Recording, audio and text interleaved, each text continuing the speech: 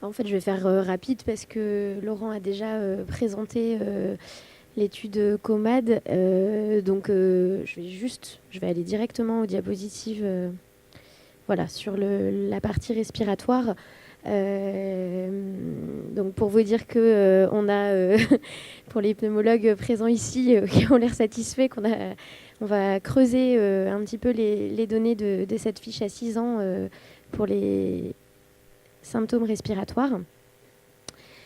Et donc l'objectif, ce serait d'évaluer la prévalence des symptômes respiratoires chroniques donc à 6 ans au sein de notre registre. Alors tout à l'heure, vous avez parlé de la difficulté avec les symptômes respiratoires. C'est sûr qu'on a cette difficulté. Ce n'est pas une difficulté uniquement liée aux études et à l'atrésie de l'œsophage. C'est une difficulté pour nous.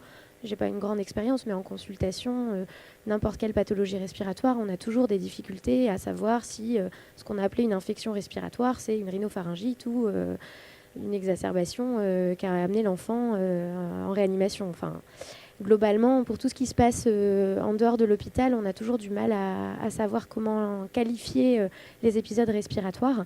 Donc là, l'idée, c'est de relever ce qui est dans la fiche à 6 ans.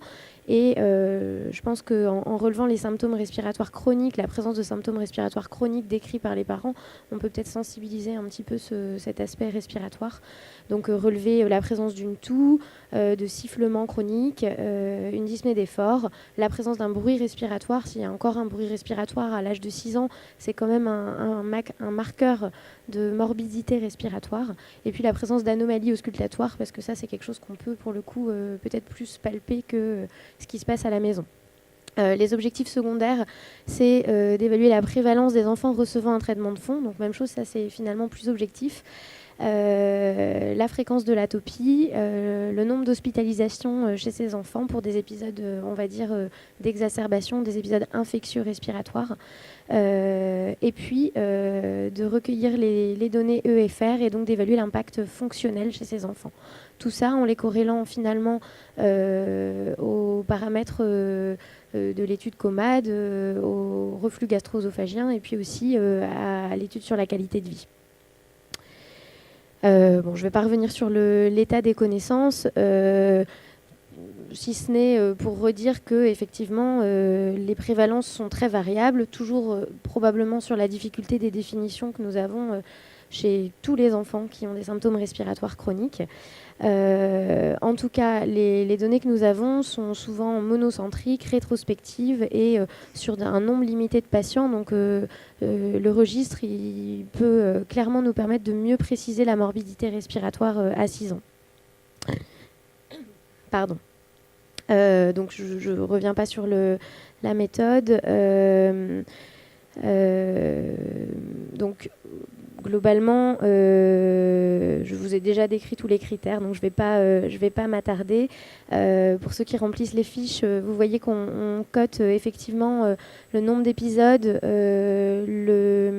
Pour les symptômes chroniques, on cote la durée, si c'est plus de 2 mois, moins de 2 mois.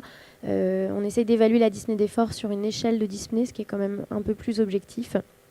Et on relève les anomalies auscultatoires. Voilà, je ne vais pas m'étendre plus. Je ne sais pas s'il y a des questions.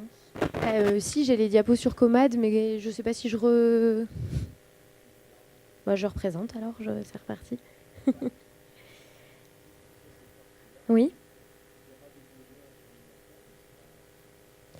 Alors, sur la fiche de recueil, on a peu de données environnementales, pour ne pas dire de mémoire, pas de données environnementales.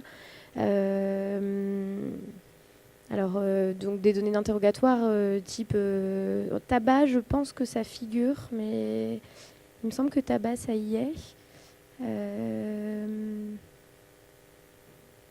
Je crois pas, enfin, j'ai pas la fiche en détail, il y a peu de données environnementales. Tabac, je suis même pas sûre que ça figure, je crois pas. Ouais. Non, je crois pas. Hmm.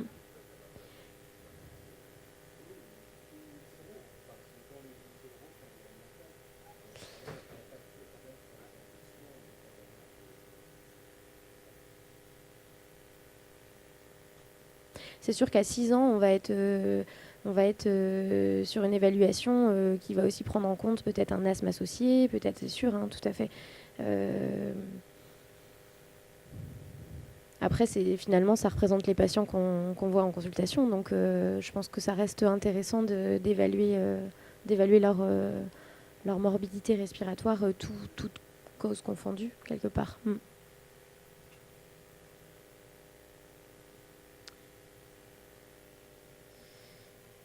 Alors, du coup, je rentre un peu plus dans les détails pour l'étude COMAD, que Laurent vous a un petit peu déjà présenté.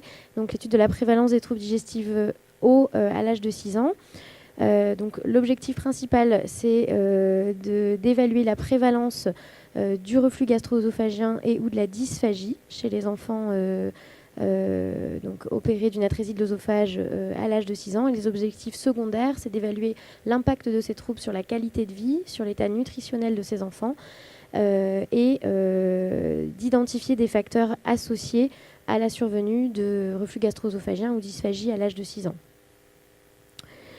L'état des connaissances à l'heure actuelle, même chose que précédemment, finalement, c'est des connaissances issues d'études monocentriques, souvent sur un nombre plus limité de patients, et d'études rétrospectives. Pour le reflux gastro-œsophagien, une prévalence estimée autour de 40% à l'âge de 10 ans, et une vraie morbidité, on en a déjà parlé, des enfants qui, à l'âge de 10 ans, font des œsophagites peptiques, la description des barrettes, et puis ce papier qui vient de sortir, qui vous a été présenté tout à l'heure sur la description de véritables cancers œsophagiens. Et puis enfin, le reflux gastro-œsophagien et le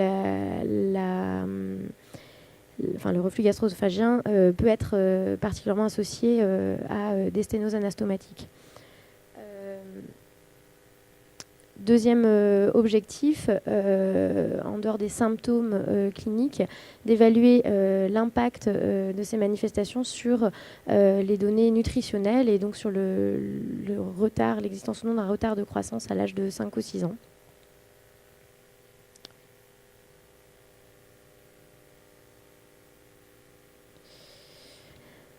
Voilà, donc le critère de jugement principal, c'est la dysphagie établie sur un score et la présence de dysphagie et ou de reflux gastro-œsophagien.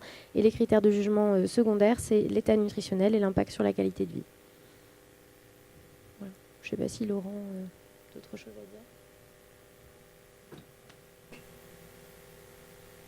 Donc en fait, c'est deux projets après.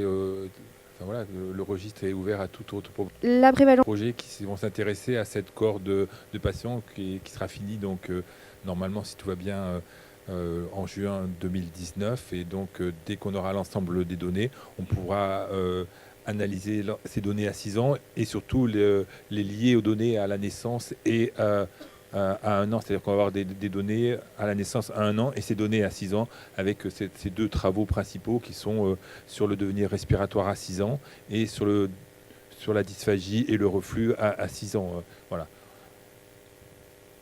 L'idéal, ça serait de pouvoir continuer cette cohorte, de la suivre à 12 ans avec le même type d'études en intégrant par exemple le tabagisme actif et passif et à 18 ans pour pouvoir suivre l'évolution de ces patients.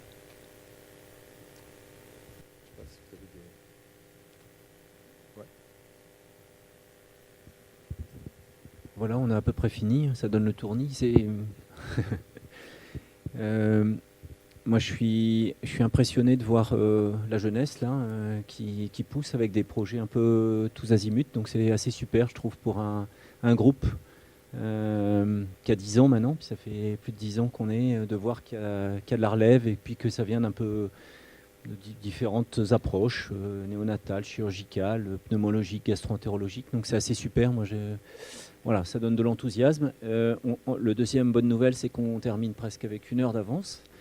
Et donc du coup je pense que la journée a été longue, qu'il y a de quoi se restaurer juste à l'issue. Je sais pas, j'ai pas d'infos particulières. Il y a des petits sacs que vous pouvez consommer sur place ou emporter si vous voulez vous reposer, vous détendre. Merci à tous et à toutes d'être venus et de vos participations.